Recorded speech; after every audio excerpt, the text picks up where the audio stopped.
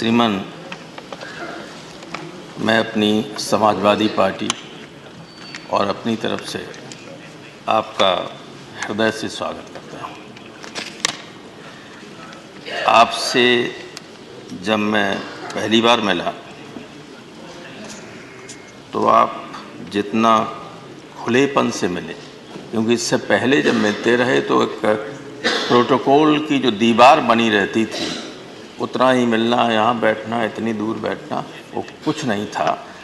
ये स्वाभाविक रूप से बहुत ही अच्छी बात थी और हमारे सारे मेंबर्स ने ये महसूस किया और उसकी तारीफ भी की।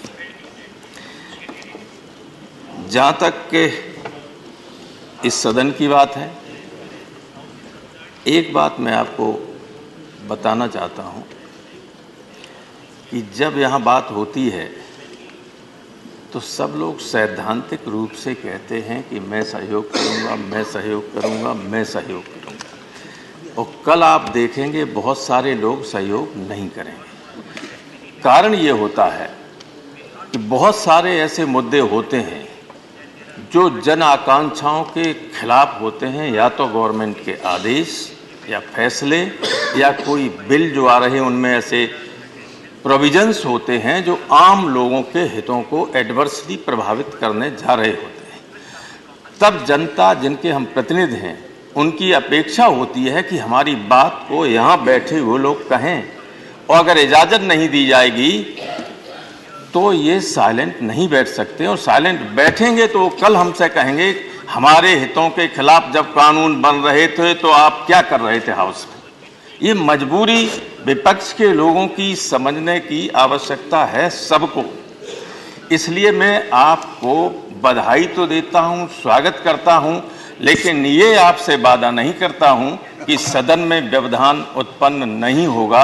अगर जनहित के खिलाफ कोई बात होगी तो निश्चित रूप से होगा। बहुत बहुत धन्यवाद। Sir, Rajya Sabha council of states है। हम सब अपने अपने राज्यों से चुनकर आते हैं।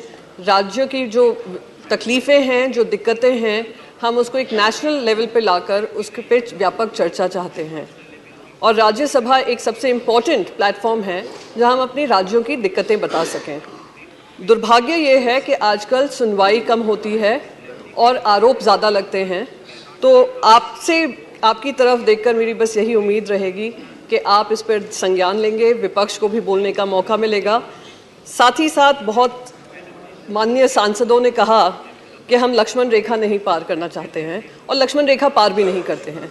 कोई भी यहाँ पर विपक्ष में, मैं मानती हूँ, लक्ष्मण रेखा नहीं पार करना चाहता है। पर सर, जब अहंकार धर्म के ऊपर हो जाता है तो लक्ष्मण रेखा पार करना विपक्ष की जिम्मेदारी हो जाता है। तो वो काम हमने निभाया है, निभाते रहेंगे, और उम्मीद है कि आपके एक्सपीरियंस को आप ध्यान में रखकर हम सभी को हमारी पार्टी की बात रखना, हमारे राज्य की बात रखने का महत्व देंगे। बहुत बहुत धन्यवाद sir. Thank you so much.